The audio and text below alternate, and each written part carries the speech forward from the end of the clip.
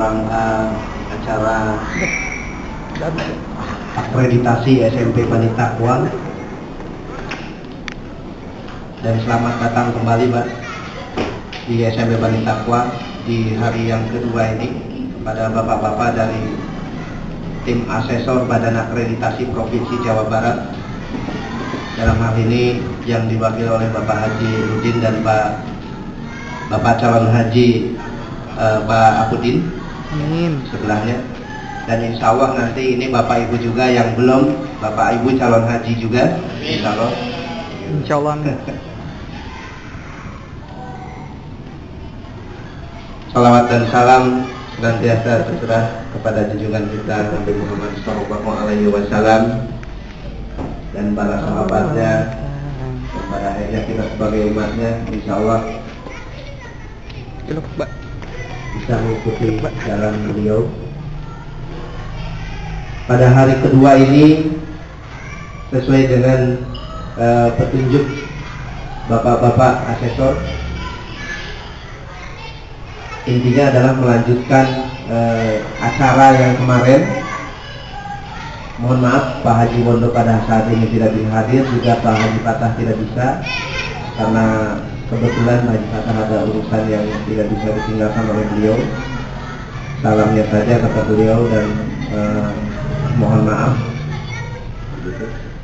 Dan kita doakan semoga urusannya lancar. Baik, untuk selanjutnya untuk membuka acara ini, mari kita bersama-sama membaca basmalah. Bismillahirrahmanirrahim. Untuk selanjutnya barangkali ada sedikit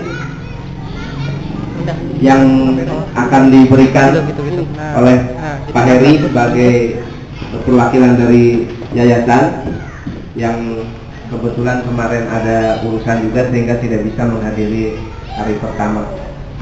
Waktunya saya serahkan.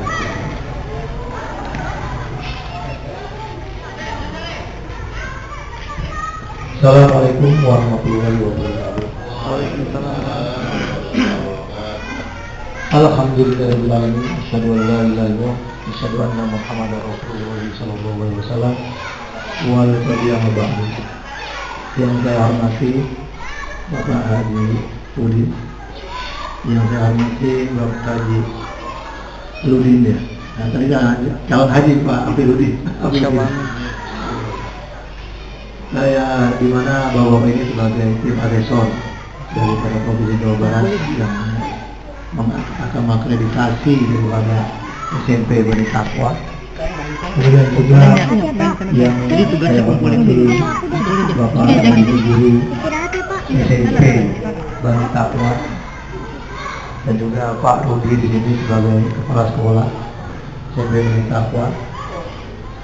Pada kesempatan hari ini sebelumnya saya menyampaikan salam dari Bapak Ketua Yayasan bahwa beliau yang sembilan berkenan hadir pada kesempatan hari ini, tapi ada beberapa hal yang memang harus beliau laksanakan sehingga tidak bisa hadir. Dan beliau mengamankan kepada saya bagaimana supaya bisa hadir di tempat yang mulia ini. Bapak-bapak, ibu-ibu sekalian, terus mungkin saya sedikit membuka wawasan mengenai Islam.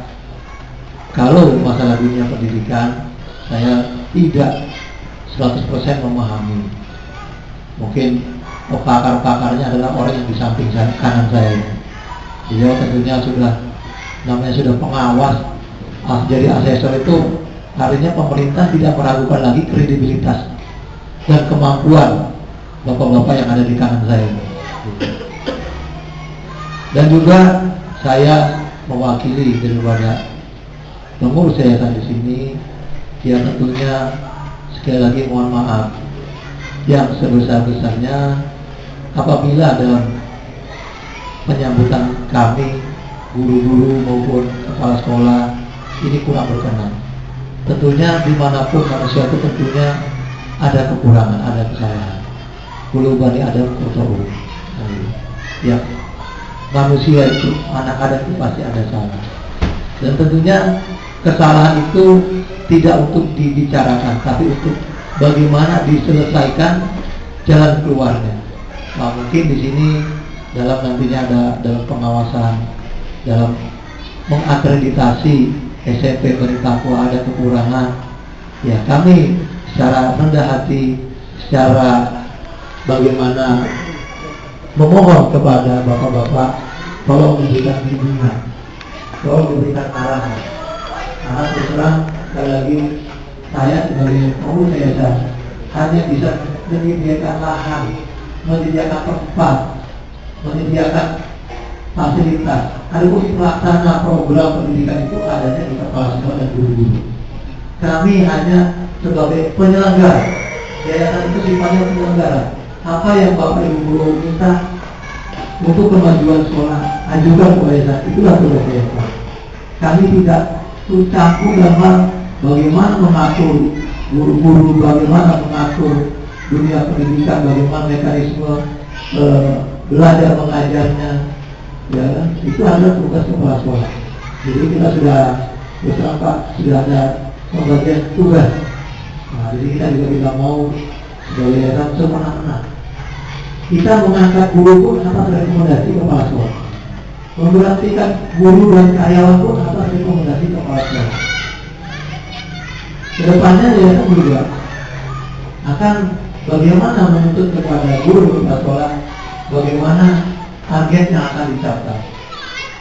Hanya itu saja. Targetnya apa? Planningnya apa? Program ke depan ini. Program jangka pendeknya apa? Jangka panjangnya apa? Tentunya yayasan juga bukan hanya meminta, tapi juga mempunyai tanggung jawab. Bagaimana nantinya bisa memberikan kesejahteraan guru dan kepala sekolah.